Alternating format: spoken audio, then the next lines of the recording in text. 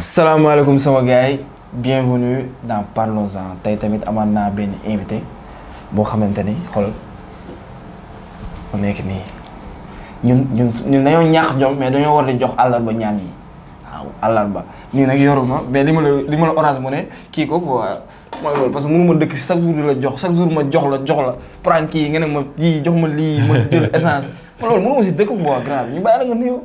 yow waxal rek. gars yi maa ngi leen di bëgg di jox ku si nekk wàccuwaayam ku nekk fooy gisee vidéo bi yaa ma gën a xam. Cheikh. maa ngi lay ziar dinaa ñëw juuti jël si. juuti grand yi si boo influenceur la ñuy dem jël si suñu juuti. jël sa juuti si créateur yi. waaw yoon la de moo grand tey bokk nga si ñi nga xam ne ñoo njëkk a def digital fii si Sénégal ak Doudou ak ñoom Dati ñun dem je me rappelle dama naan toog di jàng di seetaan vidéo am quoi. mais maa ngi naan. grand bi koo ne grand bi neex na de li muy def nii su waay commencé jël coiffure yi changé lu muy defee reelaat macha allah ba tey ñu xamante grand bi te ñun faalewuñ la de grand bi day toog des fois am rek def la ay conseils premier concept YouTube bi ma doon def Parlons-en moom laa njëkk a contacté pour mu repartager moom parce que YouTube moom moo si ëppoon abonné moom ak mag di manqué siyaar te daf ko def sans dara mu xalaatu si dara mu def ko tey kon c'est un honneur ma toog ak yow ma wax la émission nga bàyyi li ngay def yëpp bàyyi toj ballon yi ñëw toj ballon yi. alors te début. en tant que l'un des premiers créateurs de contenu nan la demee quoi est-ce que yomboon na ñëw si terrain boo xamante ne amagul dara ngeen fay jéem a def dara ba yàgg si ba tey 10 ans après nga ñëw toogaat. bah déjà man tamit dama am satisfaction bokk ak yow plateau bi parce que tu es un jeune innovateur. créateur ah macha allah tu fais des trucs très différents après li ngay def ñëpp bëgg nañ ko wane nga ci jom fulla ak fayda et c'est ça la base ah quand tu fais un truc nga wane ci ñetti yooyu tu ne peux que persévérer. donc déjà sama jaar-jaar man gars yi xam nañ ko léegi ah man bi may ñëw métti woon na trop. comme j'ai l'habitude de le dire ah. c'est comme si da ngay dugg si benn néeg bu amul lampe amul dara. xamoo fu lal bi nekk xamoo fu chaise bi nekk xamoo fu dara léppay lëndëm. yow da ngay ñëw rek doo sax xam fooy aw. comprends nga au début gars yi naan non mënul nekk lii du dox Sénégal. ah ngay xuus rek di def rek. di kërti kërti rek ba tey xoolal gars yi def vidéo. bëri nañ ah tey ñëppay def vidéo ah ñëppay def contenu. yombul woon ah mais bon job rek. c'est quoi la différence entre avant ak maintenant léegi comme avant ni ngeen internet bi nu mu demee woon ak léegi.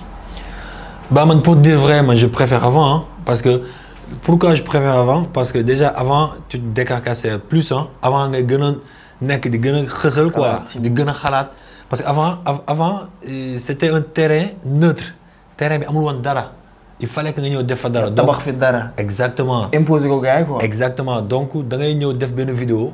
bu neexul carrément gars yi duñ ko seetaan xam nga ne wax léegi avec l'arrivée de certaines plateformes. TikTok yeeg. waaw da ngay gis Instagram gën a installé wu. exactement comprends nga ñun avant man surtout may def vidéo Facebook vue amul woon j'aime rek moo amoon ay j'aime donc bu doon am 14 j'aime day mel ni 1500 j'aime nga am da nga naan kontaan léegi da nga naan xalaat quoi chaque instant nga nekk suba war naa def vidéo bu dàq bi war naa def bu gën a neex bi. challenge la quoi. challenge chaque instant waaw chaque instant da doon nekk challenge bu metti mais léegi bon boo xoolee internet bi gën a yomb ah internet bi gën a am accès gars yi gën a ci am accès.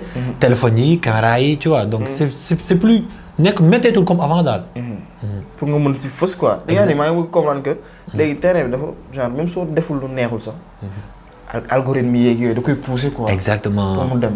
waaw maanaam créatif nga ñaax créatif di nga si am li nga si bëgg quoi muy jus yeeg yooyu noonu. ouais parce que sur TikTok yow gis nga loolu TikTok da ngay def benn vidéo tu dis neexul nga xëy fekk vidéo am 2 millions de vues or que yow même ci yow mi ko def sax. xam nga neexul quoi ça nga def vidéo bu neex laa la wax boo xamante ne nga naan lii day toj àdduna bi.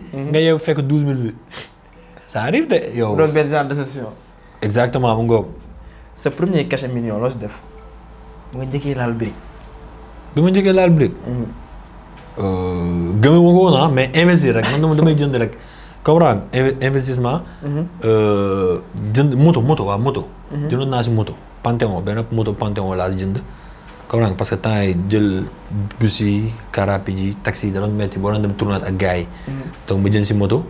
pour man nag may jënd moto dama jàppale su ma jëndee moto ñu ñëpp si yéeg mais après bon xam nga rek si ngay affaire xale quoi waaw da nga war a yëpp gars yi kii di jàpp. billaay mais après si laa xam ne même boo amee moto y a 2 personnes yu si mën a yéeg ñeneen ñu jël taxi comprendre may si maire xam nga rek. et tout quoi waa genre yooyu quoi. maire nan la jàppee woon affaire yi. man sama yaay elle a toujours cru en moi hein, que je salue de passage depuis la France moom gars yi dañ ko doon wax naan sa doom bi dafa dof na arrêté yi muy def moo mu ne ma yow xanaa looy def nii ma ne ko. waaw genre yooyu daal. parce que moom dafa yàggoon bëgg comprendre ay intellectuel jàng lire que tu t'exprimes bien chaque instant comme yaay bu nekk li muy xaar si doom comprendre mais après bi mu xamee ne man lii laa bëgg bon mu ñaanal ma si te ku am ñaanu yaay doo arrière. waaw doo tiit doo arrière. tey depuis une dizaine d'années Mahfouz existe toujours c'est quoi le secret que tout le temps on parle de Mahfouz ba si bërki néew dañuy wax Mahfouz yaa lan mooy secret wu constance bi. Bah, le secret c'est que man je me recrée man je me recrée chaque instant. damay recréer sama bopp genre du ma def benn affaire rek di ko def pendant peut-être 4 ans 5 ans les gens moi j'entends parfois gars ils disent que prank rek lay def prank mais man les gens qui me connaissent xam na man j'ai pas débuté avec des pranks. man ay vidéo comique laa démarré comme ay vidéo ak rab yi. ak rab yi. comme nag bàyyi man ay vidéo comique laa démarré nekk si mbedd bi di tooñ wala comprendre nga di def ay vidéo ay Tom and Jerry ay Kirikou ay affaires yoo xamante ne ça rien de prank. léegi lan moo tax après ma jógee foofu noonu dem ci prank yi c'est parce que je voulais me recréer dama bëggoon indi beneen facette Mahfouz. comprendre nga depuis 10 ans 11 ans ngay def vidéo yi nii ba pare man ay détails du sonaluma quoi man dama nit koo xamante ne. dama dëgër man dama wow sama biir quoi. dëgër nga kay. comprendre nga. et que sama jabar tamit je joue lu grave sama jabar. da lay réguler quoi. que je salue de passage moom dama ne nit koo xamante ne lépp lu am rek dana man sante ko yàlla buñ ma doon saaga buñ may aimé buñ may bégee comprendre nga lépp chaque instant il me dit. lépp yàlla la. donc ak sama staff bi tamit gars yi si jàpp surtout communauté bi tamit. waaw communauté moom mooy lépp. bon grand alors pourquoi le choix de revenir comme bi ngay wax récréation boobu noonu. dans la création de contenu pour adapter aussi plateforme yi comme ay TikTok Instagram te on a vu que soo ñëwee nii. Mahfouz fait minimum 1 million de vues par vidéo en vue moyenne. comme gars yi fi nekk di ko def. genre c'était quoi le secret genre da nga ñëw challenge la woon wala que genre pour wane diversité wu Mahfouz la woon. Ouais, à un moment donné, je voulais montrer aux gars que du prank. Parce que les gens qui me connaissent, tu sais, on m'appelait l'homme des vidéos. Au Sénégal, on m'appelait l'homme des vidéos. L'homme des vidéos. L'homme des vidéos. Tellement que je mettais des vidéos, tellement que dans mon communauté, tellement que j'étais con, mais j'étais prêt à tout faire pour la communauté. Moi, je me suis donné corps et âme pour ce peuple. Pour exactement, pour montrer aux gars qu'on peut réussir avec zéro. Comprends? Moi, j'ai commencé avec une webcam. Webcam yi nekkoon cyber laa doon defee ay vidéo ak benn perruque boo xam ne sama tante heure bu nelaw ma dem jël perruqueam def si vidéo ak téléphone am tegaat ko comprendre nga donc récemment j'ai vraiment investi en matériel donc man gisuma matériel bu ma jaaxal jamono ji franchement j'ai tous les matériels Jacob xam na li may wax comprendre nga j'ai une très belle équipe que je salue d'abord mon manager Mamadou Samassa qui est là avec nous comprendre nga David nga xam ne muy jàpp si affaire bu baax. macha allah ñoom Wiz ak team Buzz Bouton ak Fous House. Buzz Bouton comprendre nga waaw ñu ñëwaat team Buzz Bouton. comprendre les gars yi nag c'est des jeunes yoo xamante ne maa leen di may chance mais ñoom tamit ñu ngi may jàppale bu baax. lépp lu ma def n'importe quelle heure su ma soxlaa ay acteurs. dañuy ñëw ñu jouer vidéo te lu ñu jouer day nekk loo xamante ne vécu lay doon ak actualité. ku ko seetaan di si gis boppam raison pour laquelle muy am vue yu bëri. macha allah mais tamit surtout ak qualité bu doy waar. c'est important. c'est très important. tey prank yi ñu revenir si prank yi. déjà prank yi lan la yàqal d'après toi. prank yi man prank yi yàqaluma dara prank yi parce que maa ngi dégg man je suis très informé su ma yeewoo damay dugg si site yëpp xool lu xew si dëkk bi. je suis très informé avant may seetaan France 24 damay seetaan ba pare Sénégal 24 fii lépp laay xool Sénégal ba pare xool lu xew lu gars yi wax lu amul wala genre yooyu. Parfois, je vois, y a beaucoup de gens qui disent que, genre, les trucs, genre, ma koy dégg mise en scène et tout, comprends nga. Xam nga, Tyson mosoon na ko wax, ne moom, sport business lay def. comprends nga. man contenu business lay def. waaw fii laa koy waxee nag. na si gars yi bàyyi xel bu baax. maanaam man maa nekk ki nga waxu contenu business maanaam man damay xool li dox ma koy def. liy dox li jëmale contenu kanam quoi exactement li dox tant que amul saaga. amul ñu la tant que amul ku ma siy xeeb man. dama koy def. xaw ma la xamal wax dugguma si diine dugguma si yenn affaire yoo xamante ne mën na ma indil ay problème quoi waaw saaguma yàquma lu dama koy def quoi parce que sama contenu dafa neex quoi qu'on puisse dire man lu neex rek laay def comprendre nga. moom dëgg comme kii pas préservatif. waaw comprendre nga mooy li ma lay expliquer c'est un vécu la ñu bëri dal na leen. waaw Jacob moom da koy yàgg dal. Jacob bàyyi Jacob waaye. toog si pharmacie yi soxla affaire yi mais moom. lan lay soxla. mooy affaire yooyu rek. yan affaire. mooy yooyu gars yi di jaay marché xaw ma sax sérieux. yi ma fekk fii sax. foo ko fekk. yi ma fekk fii sax.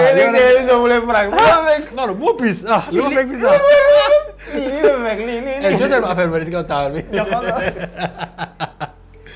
comprendre en fait prank man yaaxaluma dara parce que prank ça tissé dafa tax ma tissé ay liens ak artistes yu bëri ku prank Balla Gaye prank Modou Xarañ Lo prank Viviane Chidid Ndour. gars yi kii quoi. donc si côté boobu laay revenir. exactement comme Serigne Ndiaye affaire Serigne Ndiaye bi. boobu compliqué woon na de grave. bah c'était compliqué pour certains mais man c'était pas compliqué pour moi. parce que nee na nga dafa su tëddee 2 jours rek après affaire bi day kii quoi day sedd. ah mais je sais pas mais man en fait gars yu bëri dañoo foog ne looloo tax ma bàyyi prank mais man prank j'en ai fait ma dose man prank j'en ai fait depuis 9 ans may def ay prank caméra cachée si mbedd bi teg téléphone gars yi di ko jël. jinne yi dugg si taxi bi xaj yi si taxi bi boobi tu vois prank star tu prank 3 saisons saison bu nekk 45 épisodes 45 fois 3 ça te fait presque 135 artistes xaw ma. 135 célébrités yoo xam ne man prank naa leen te amul benn célébrité bu mës a génn taxaw si kanamu télé ne Mahfouz dafa joué ak man prank amul benn célébrité bu mës a ñëw taxaw si télé ne Mahfouz dafa jël sama image à mon insu donc il faut que tamit qu'on se dise la vérité il faut que gars yi tamit parfois ñuy brain quoi di xaw a xam ne le truc c'est un truc professionnel. mais loolu après déggante woo leen en fait. Makan. yaa ak Serigne Ndiaye. si déggante nañ après prank bi. par message déggante nañ par message. ok comprendre nga. mais man je lui souhaite bon vent man actuellement je suis dans des bails yoo xamante ne man je me sens bien ma communauté se sent bien man je lui souhaite le meilleur. parce que prank tu vois quoi qu'on puisse dire moi je le dis et je le redis encore c'est de montrer l'autre facette de l'artiste maanaam artiste bi. depuis tout petit yow da ngay gis exemple Viviane si télé day ree elle est belle elle est souriante. mais man su ma def prank Viviane dama bëgg a wan nit ki que Viviane day mer. que Viviane day exactement. on l'a fait avec Modou Lo à part si géew fan nga mës a gis Modou Lo dóor nit si prank rek. mais faut dire que des fois dina am risque. mais loolooy risque nag loolooy prank. loolooy risque. loolooy concept bi quoi. loolooy concept bi man am na prank yu bëri yoo xamante ne def naa ko musul dugg. loolu laa la bëggoon laaj. loolu comme kan dama jox yenn exemple. exemple Dip. Dip da ngaa mës a prank. Dip prank naa ko. ak kan. Adja Diallo. ki dàq Sénégal. prank naa ko yaa ko wax de prank naa ko Magib prank naa ko ils m'ont dit genre. je veux pas respecté ko quoi. ah mais ñu ne la bu ko dugal. ah mais bien sûr man xam nga ne man avant prank tey ma doon def caméra si mbedd dañu doon yóbbu section de recherche dañu doon plainte. voilà yow ñaata mosuñu la yóbbu jeel quoi loolu jaaxal na ma de. jeel demaguma fa mais dem naa ba tey nit yàgg na ma plainte ne ma daf ma filmer. te sa à mon insu. si laa toog ak ñu baax ndeysaan gars yi ne ma booy léegi utal benn formulaire ko prank nga signé loo ko. ok comprendre mu may la image bi. loolu c'était il y a 7 ans si ginnaaw. loolu yaa ngi koy def. yaa ngi doon def. loolu non bi ma doon temps prank mbedd bi xaw ma woon quoi xale laa woon. mais bi ñu commencé prank star yi avec mon manager Mamadou Samassa si lañ professionnaliser affaire yi. kon kuy prank da nga koy signé. non pas artistes yi comme genre kuy prank da nga koy signé. mais bu dee dafa am ay nit yoo xam dañ si feeñ si ginnaaw yoo xamante ne bëgguñu si woon feeñ. comme ngay prank exemple Modou Lo muy xeex am ku romb si wet bi noonu. après dañuy def le tout si c'est diable parce que am na ñoo xamante ne genre bëgguñu feeñ quoi carrément. mais xam nga ñoom bëgguñu woon feeñ te yow bëggoo leen woon feeñal. mais c'est par accident lañ romb. mais ba tey droit à l'image la. wax nga dëgg droit à l'image la. comme seen grand yi sooy toog ñoom da ngay jàng. non même pas droit à l'image la de. romb bi rek. romb bi rek droit à l'image la parce que booy seetloo benn affaire booy dugg banque wala ngay dugg si benn boutique boobu caméra surveillance dañuy bind attention. caméra vidéo surveillance. loolu moo exactement loolu moo ci averti. donc foofu image boo fa jëlee am nga droit bi. c'est vrai. c'est important. d'accord naa Homme Bébé temps yi génn na de nee na da nga ko defoon ay promesses te kii woo. mais man maa gën a sonn ñëpp Sénégal man mii rek man damaa promesse sama bopp loo xamante ne dafa ko. billaay saa yi ma koy ñaanal rek yàlla baax na yàlla baax na. mais mosoo ko lancer benn affaire xaw ma. mais xam nga gars yi dañuy wax benn affaire ñu ne les hommes mentent les femmes mentent mais les chiffres ne mentent pas. na gars yi di xalaat quoi. Cheikh, parfois tu as même envie de ne plus aider des gens parce que à chaque fois que tu aides une personne ça se retourne contre toi après à chaque fois boo dimbalee nit. Mais heureusement que dans ce cas j'ai eu le soutien et l'appui du public sénégalais. Ils ont compris gars ils ont compris. na gars yi liggéeyi na gars yi dem liggéeyi bàyyi seen yenn yi. da ngay gis nit koo xamante ne da lay ñaan xaalis mayoo ko mu xëy taf la yàq sa der wala wax benn affaire. Man j'ai beaucoup de charges. J'ai pas encore réussi ma vie. Je suis à la quête de quelque chose. damay liggéey damay jéem pour def dara. Comprends nga. Yow tu sais que tout n'est pas rose dans la vie. Certes yaa ngi am ay contrat yaa ngi am ay partenaires yaa ngi voyagé macha allah boo arrière une semaine mu la fekk France. mais du salaire quoi yaa ngi Sénégal. waaw exactement. comprends nga du jot tout le temps c'est vrai. comprends nga. Moi, je suis papa de 2 filles. J'ai une femme, j'ai une famille. J'ai des gens qui travaillent avec moi. J'ai des charges et tout. Moi, j'ai rien promis à personne. Même ça, je promettre que chaque jour je serai à tes côtés. Parce que maintenant, il y a le Seigneur Borom subhanahu wa ta'ala. Comprends. Donc, il faut que gars di bàyyi di déglu première version. Nit bu ñëwee génn wax rek. Nañ xalaat balaa ñuy juger. Non, c'est ça ma force nag constance bi nga doon wax mu ngoogu xam nga la moo tax ma gën a ñëw si émission bi. parce que tu es créateur tu es innovateur. Cheikh même boo amoon 2 abonnés damay ñëw parce que da nga fi liggéey loo xamante ne yow koo woo day ñëw maa nekk genre bi nga xamante man ñaata télé ñoo may woo. c'est vrai ñaata rajo fu nekk gars yi xoolal même récemment affaire prank bi ma amoon gars yi télé bu nekk woo na ma viens justifie toi kaay wax booy dafa wax foog nga wax benn paa woo ma ne ma di nga àdduna boo tontoo tuuti. Pas mag la de. Il faut garder le suspense. Et je vais en profiter. Des fois du am benn plaignant am ay jugement yoo xamante ne day dal si yow. kenn ku xamul quoi. comme man ma toog bëgg Mahfouz di ko bëggee tout le temps benn affaire jot ma dégg benn version wu grand sama sax. ma ne saa yi moo wax dëgg Mahfouz Tall mooy loolu. genre man damay bëgg dégg sama avis wu at kii nii artiste. pour mën soulager wu quoi. des fois tamit loolu doo si bàyyi xel doo nekk si dilemme damay tontu du ma tontu. waaw man si man des problèmes plus majeurs que ça li ay détails la si man li yëpp ay détails la quoi li yëpp yoon la rek yoon dina bëri xaaxaan. dina métti comprends nga. et je vais en profiter pour le dire. il faut que les gens apprennent à rendre hommage aux gens au moment de leur vie. Cheikh imagine toi suba si heure yi yàlla na yéex ma génnoon àdduna. Cheikh ñëpp a may def photo profil. Cheikh ñëpp a may taf. Cheikh ñëpp a ñëw ne c'est le meilleur. Cheikh ñëpp a ñëw ne xolo moo fi njëkk am 1 million d'abonnés YouTube. Cheikh ñëpp a ñëw ne moo fi njëkk def vidéo Sénégal. Cheikh ñëpp a ñëw ne xolo ak a mënoon prank ak a mën a reetaan loo Cheikh ñëpp a may dugal fépp si àdduna. Palais ñëpp a koy yëg bu mu génn France États-Unis fépp ñëpp def ko. Mais j'ai pas besoin de ça. Les gens veulent qu'on leur rende hommage au moment de leur vie. maanaam nit yi xam la lañ bëgg. Considération.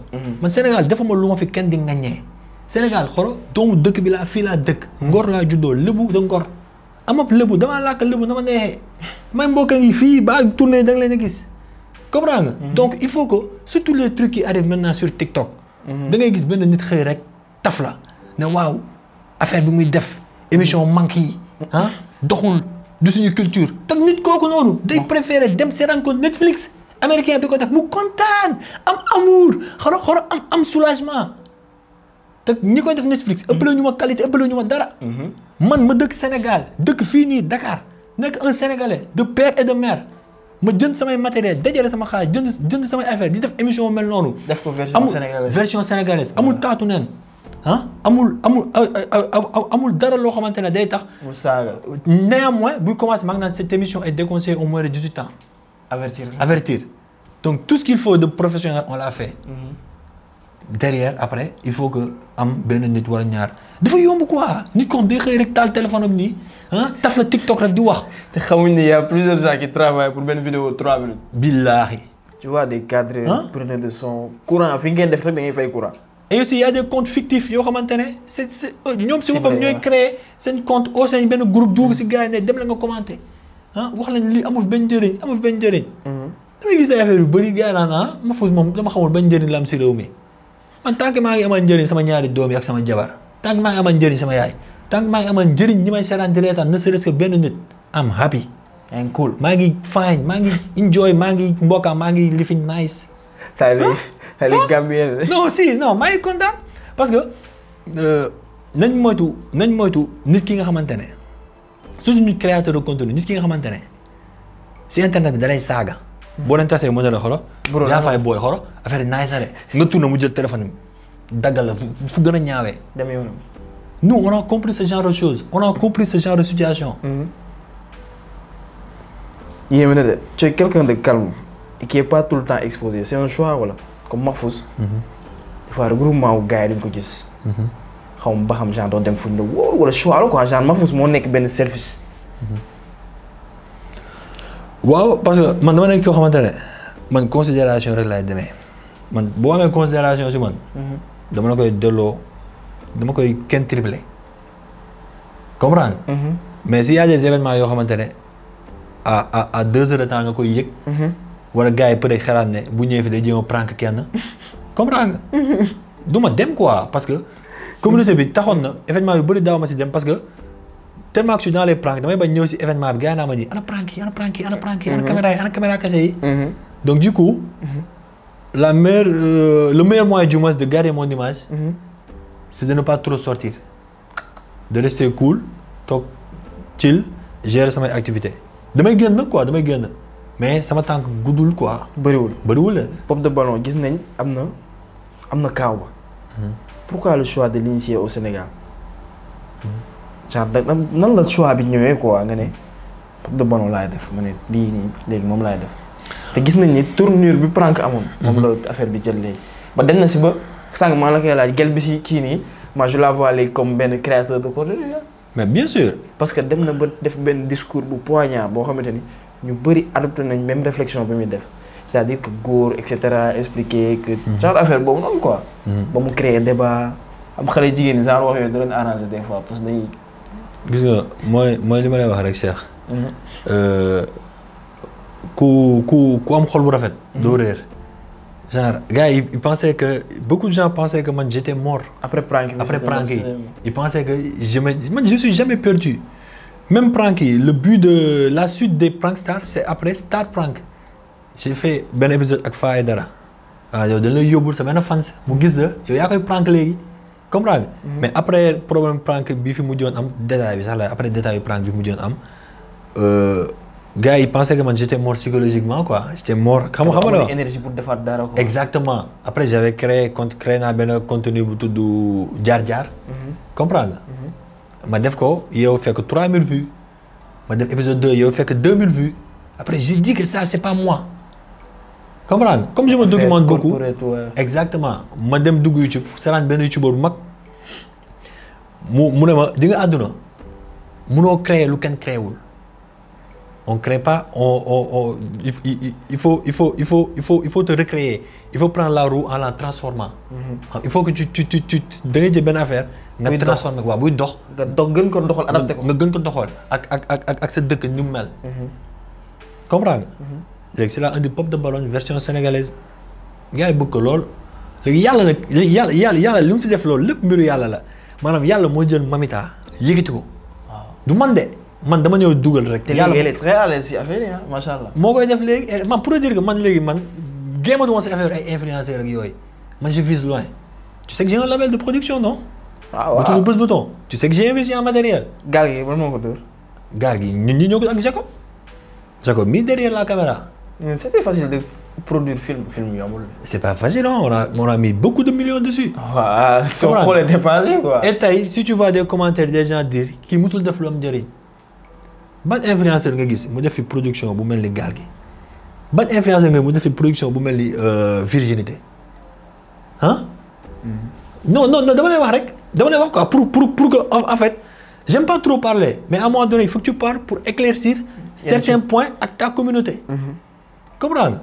dem ba États-Unis jënd ay matériel ñëwaat def fa 6 jours ñëwaat et man je suis le genre de gars bi nga xam ne quand je voyage je snap pas. maa ngi fi. sama choix la quoi en fait c'est mon choix man maa ngi ki nga xam ne. bokkul man de. non en fait yow. ñu ay jeunes lañ quoi. waaw kay man pas là nag quoi. waaw ñu pas là man waaw loolu laa en fait. man je voyage beaucoup. mais je snap pas je publie pas. dugal sama compte ñun man ni nga xam ne man ngay kii de man avant. c'est un premier voyage. lépp laa daan snap. mais léegi c'est de moins en moins. booy demaat sax doo snap. waaw. parce que da ngay bëgg nekk cheikh pas cheikh foot de. da ngay bëgg nekk cheikh si avion bi toog si avion bi nii. cool di cons comme ñëpp comme tubaab yëpp. comprends nga ma def ay contenu yu bëri. donc gars yi rendez hommage aux gens au moment de leur vie. c'est important créer fi affaire yu bëri teg fi affaire yu bëri c'est comme si affaire bi beneen nëg bu lëndëm la. man maa boot bukki bi. man la xajib di mbow. chaque instant man maay créer affaire bu bees.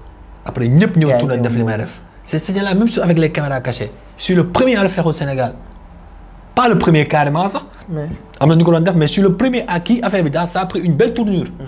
maa ko njëkk def après ñëpp commencé ko def. ma def prank ñëpp commencé def prank. léegi maa ni Pape de Ballon je te donne 2 3 mois 4 mois tout le monde va faire Pape de Ballon. mais daa mel ni gis naa kenn ku ko doon def ku koy def fan yii de. Pogboss. muy gaañ bu cool. déjà lui dama koy bëggee parce que il faut dire aussi moom moo njëkk def smash or pass. moo smash or pass sa defoon. comprendre nga. muy un créateur de contenu comme moi. macha allah je rappelle quoi man moom su ma gisee affaire bu nice yow xam nga ne damay woote. noonu la demee waaw. et tout quoi comprendre tey relation entre créateur de contenu. lan moo la si gën a metti quoi. pas entre yow ak sa communauté wax nañ si mais. des fois nga dund benn affaire entre créateur de contenu entre sa gars yi wala nga gis si man lu ma neexul. an nga koy appréhender. bon man je dis que on peut encore beaucoup plus nous unir quoi. mën nañ gën a yokk mën nañ gën a booloo quoi comme man actuellement man ba ilaa yow mi diini Sénégal kenn mënuma dindi si légende Sénégal si côté créateur de contenu. c'est vrai. c'est indéniable xam nga lu tax ma ne c'est indéniable parce que mooy li ma lay wax rek man damaa boot bukki. lu ma def day dox te nan lay doxee coow lay doxee maanaam lu ma def maanaam ñëpp siy wax comprends nga. récemment le cas des pranks. je me suis fait lyncher tout le monde ñëpp nekk ku nekk naan Mahfouz ku nekk dafa lii est-ce que gis nga benn influenceur bu taal caméra am wala bu taal liom nañu xam ne dëgg quoi. si grand mel ni man je me vois comme un daaraji au Sénégal. non franchement.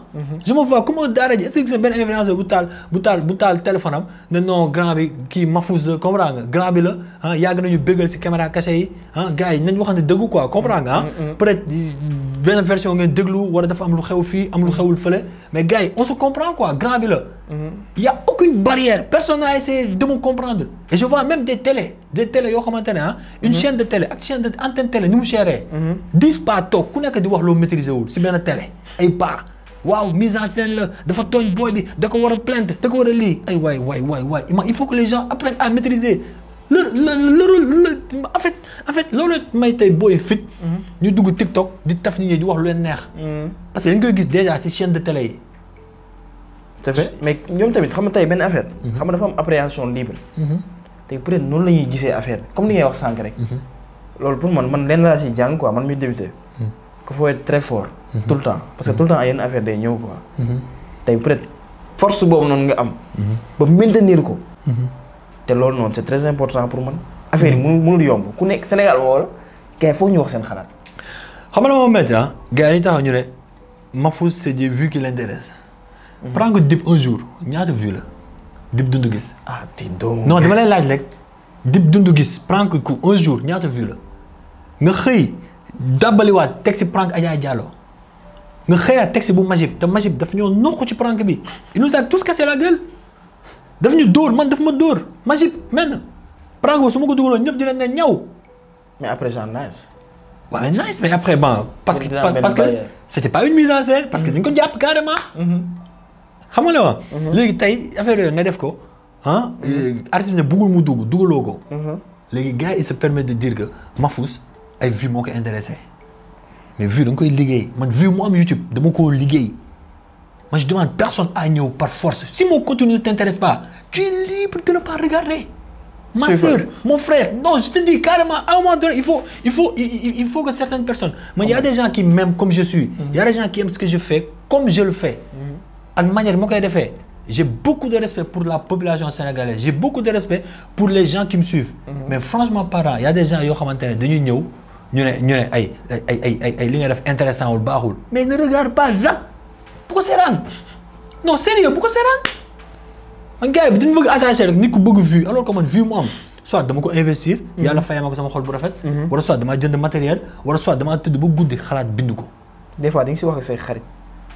déjà bëri nga xarit yow.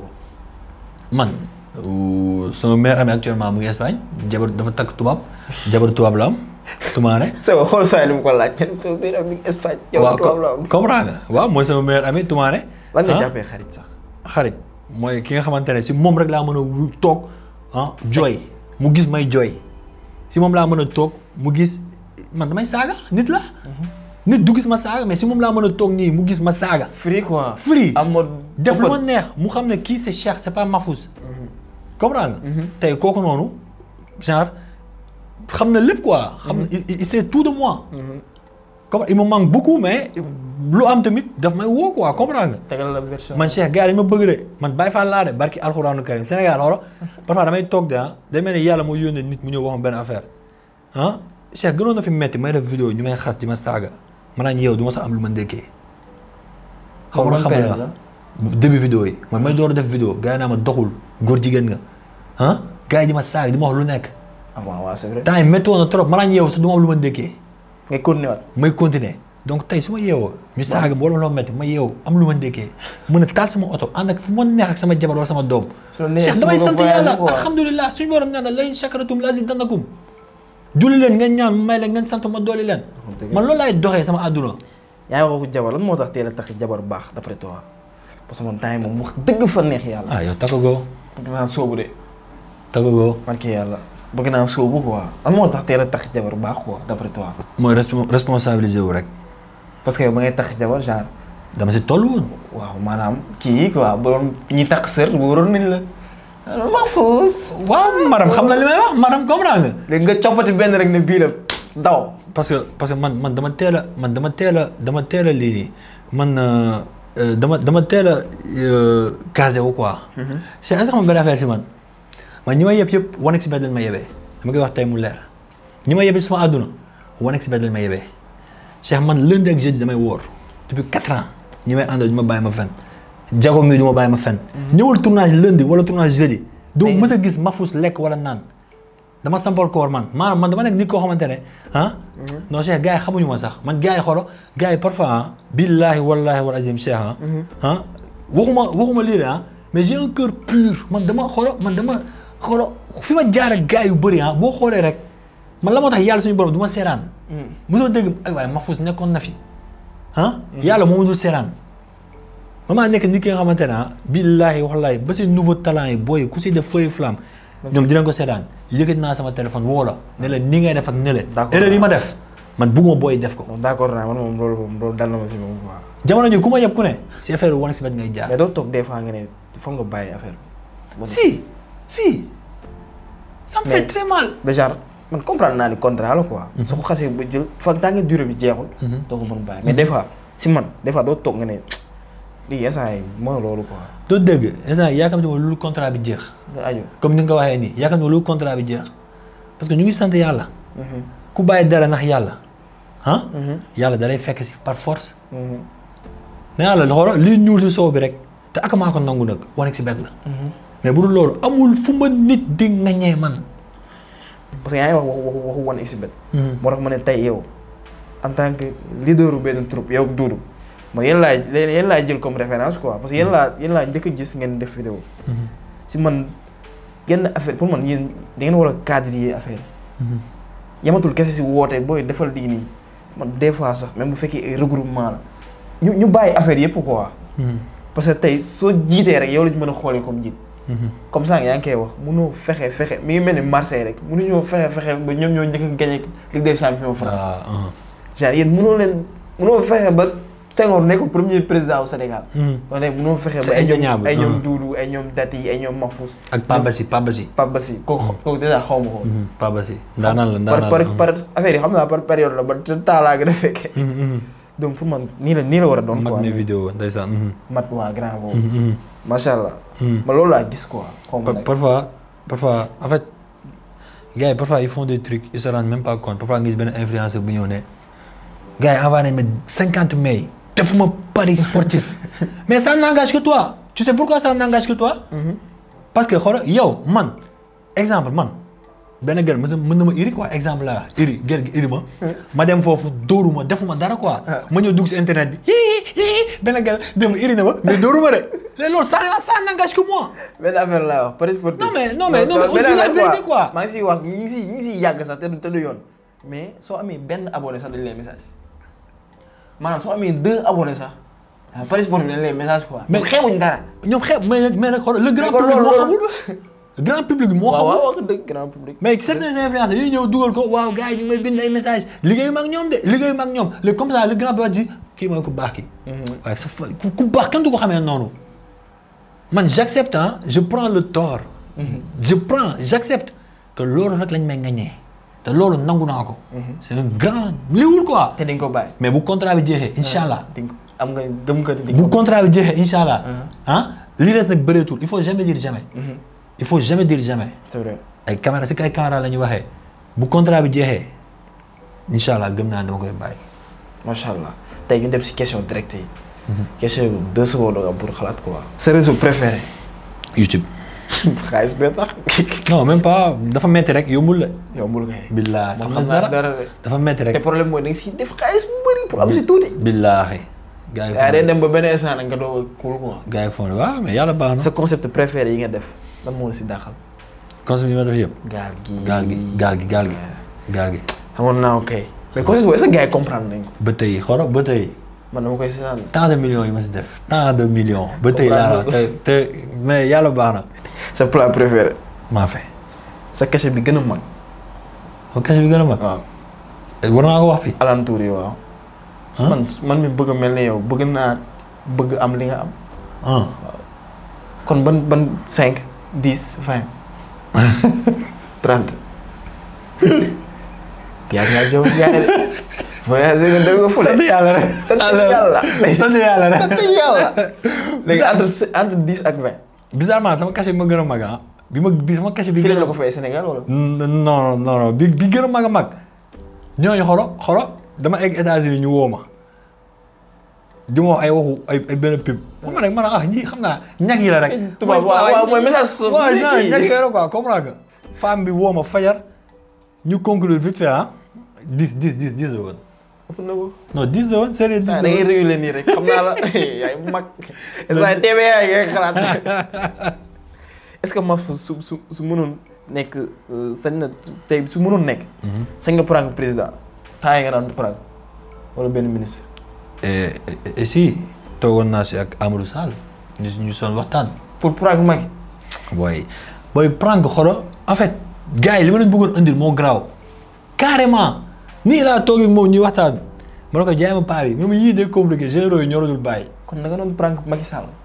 mais man créateur de contenu laa ku prank Macky Sall. ku prank Viviane. ku prank Modou Lo Balla Gaye. doo bàyyi Macky de non même pas mais. ay boo pranké Diomaye ba patriote mais xoolal il faut que ñoom mindset il faut ñu am un peu mindset genre. ñu xam métier bi nga nekk ñu comprendre ko quoi. comprendre ko quoi xam ne kii lii lay def. billaay. mais doo jéem prank Sonko. mu sell bi waaw. saa yi gars yi nekk si lii dëkk bi bàyyi ñu leen dëkk yi parce que keroog saa yi gars yi talaguñu yooyu saa yi. c'est quoi tes défauts d'après toi. mes défauts mooy sa défaut quoi benn ñaar rek. mes défauts moi je suis trop direct. man ku waxal ku ma tooñ midi. 13h nga woo. 13h ma woo la. si bu ma la xamee. peut-être ma bañ la xam nga nekk si internet ma bañ la xam mais ñi ma xam dëgg ñii ñu tooñ ma midi. midi 15.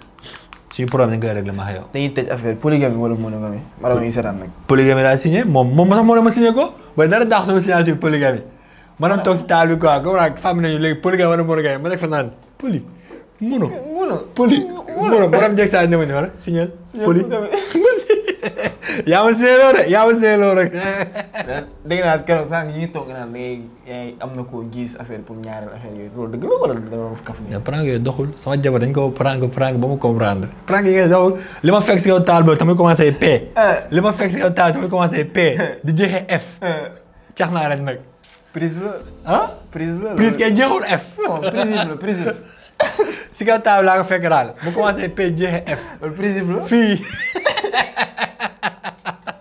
nga bëgg a dugal mais gravité day tël ba 3 de foofu moom day dem nii. non su bële laa woon nag ba baax rek. da ngay toog tël na toog tël ba 3. kii man 10 laa la wax de.